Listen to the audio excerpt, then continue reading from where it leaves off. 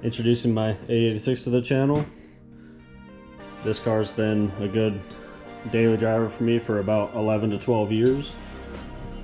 Currently in a little bit of a build process. I'm putting a standalone on my boosted 4H setup. It's going to be a microsquirt, and then I'll explain the process as I'm going.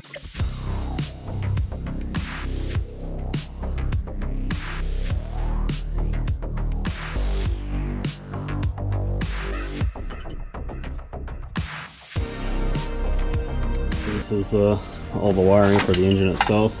Normally it'd come through the side here. When I was young and dumb a long time ago, I made another hole and I messed it up. So that's gonna have to get fixed, but I'm gonna pull the wiring out of there and get it all into the ECU and then disconnect it. Well, finally getting ready to actually pull the wiring through the firewall. So this is the whole engine bay wiring harness, and we won't be using it, so I'm gonna pull it all out. So it's looking like when I did the wiring years ago, the air box is in the way, so we're gonna have to remove all of that to get to the wiring.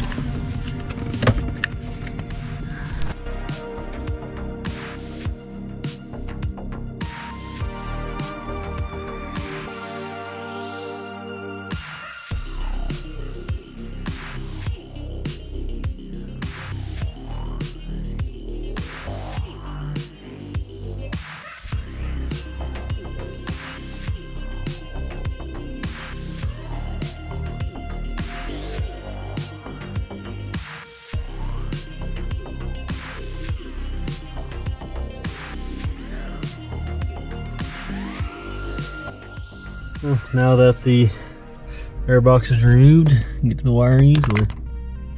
We'll pull it all out of the engine bay.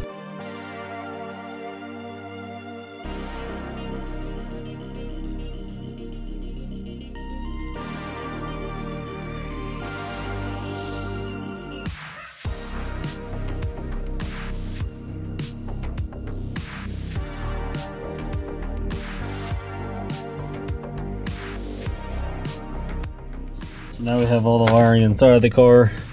There's a few wires that go to the dash, and then a few that come over this side to the ECU plug-in. So we're just gonna strip it and see what goes where.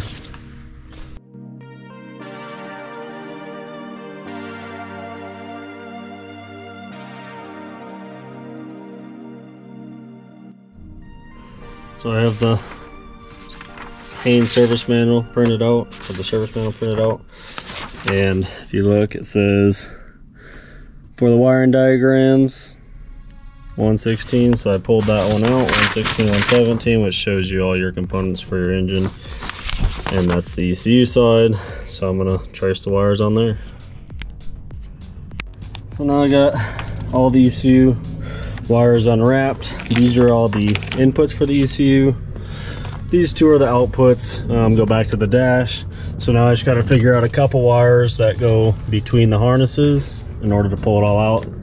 Most likely just ground wires, but figure that out and then strip it down and take all of it out.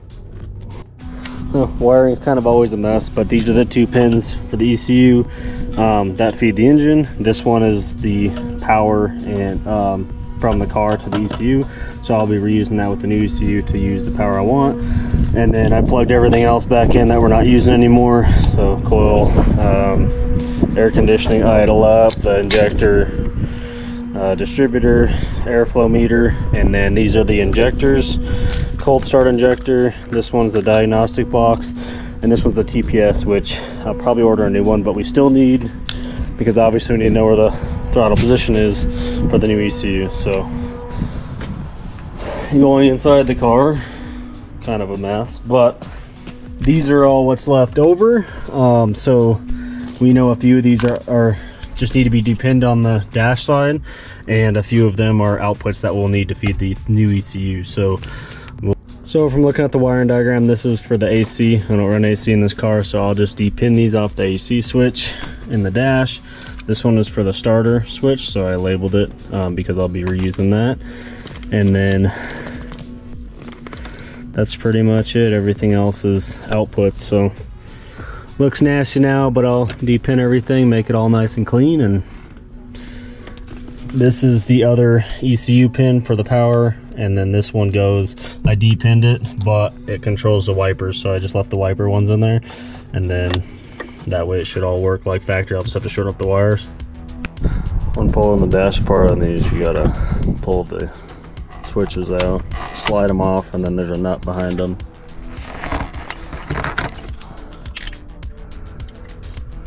That you have to pull out to be able to remove it.